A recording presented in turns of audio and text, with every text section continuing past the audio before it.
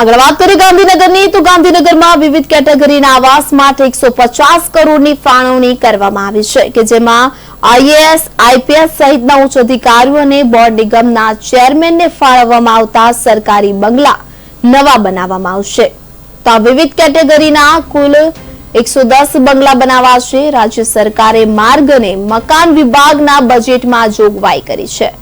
ઉચ્ચ અધિકારીઓને ફાળવવામાં આવતા ટાઈપના 20 બંગલા, ખ ટાઈપના 30 બંગલા અને ગ ટાઈપના 60 બંગલા બાંધવામાં આવશે। આ ઉપરાંત ખ ટાઈપના હાલના કેટલાક બંગલા રિનોવેશનમાં જશે, જ્યારે કેટલાક બંગલા તોડી પાડી નવા બનાવવામાં આવશે।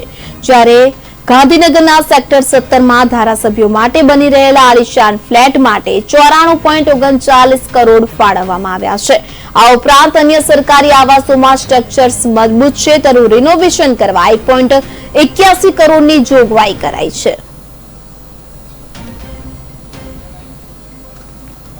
તો ગાંધીનગરમાં ઉચ્ચ અધિકારીઓ માટે 110 નવા બંગલા બનાવવામાં આવશે। ક, ખ અને ઘ ટાઈપના કેટલાક બંગલા તોડી પાડવામાં આવશે। તો વિવિધ કેટેગરીના આવાસ માટે 150 કરોડની ફાળવણી કરવામાં આવી છે। તો ઉચ્ચ અધિકારીઓ માટે 110 નવા બંગલો બનાવાશે।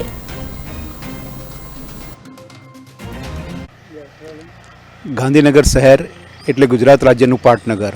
આ પાટનગરમાં રાજકારણીઓથી લઈને ઉચ્ચ અધિકારીઓનો ભારે દબદબો રહે છે। આ ઉચ્ચ અધિકારીઓ અને રાજકારણીઓ નિવૃત્ત થયા પછી પણ એમને બંગલા છોડતા નથી અને રહેવા માટેનું ઉત્તમ સ્થળ છે। ગાંધીનગર શહેરમાં ખાસ કરીને સેક્ટર 19 અને 20માં ક, ખ અને ગ પ્રકારના બંગલોઝ આવેલા છે। આ બંગલાઓમાં ગુજરાત સરકાર દ્વારા પહેલીવાર રિનોવેશન કરવાનો નિર્ણય કરવામાં આવ્યો છે। લગભગ 40 વર્ષ જૂના આ મકાનોમાં રિનોવેશન થશે। તો કેટલાક બ્લોક ખંડેર થઈ ગયા છે, એ 5 થી 6 બ્લોક તોડી પાડીને તેને નવા કરવાનો નિર્ણય કરવામાં આવ્યો છે। જો કે હજી ડિવિઝન 4 કરશે કે પાટનગર યોજના વિભાગ કરશે કે માર્ગ મકાન વિભાગ કરશે તેનું કંઈ નક્કી નથી। આમ છતાં પણ આ વર્ષે ક, ખ અને ગ પ્રકારના નવા બંગલોઝ અને નવું રિનોવેશન સાથે તેમને રહેવા મળી શકે એમ છે। કેમેરામેન પ્રદીપ કડિયા સાથે રિપોર્ટર જયેશ મેવાડા, પાટનગર નેટવર્ક ન્યૂઝ, ગાંધીનગર।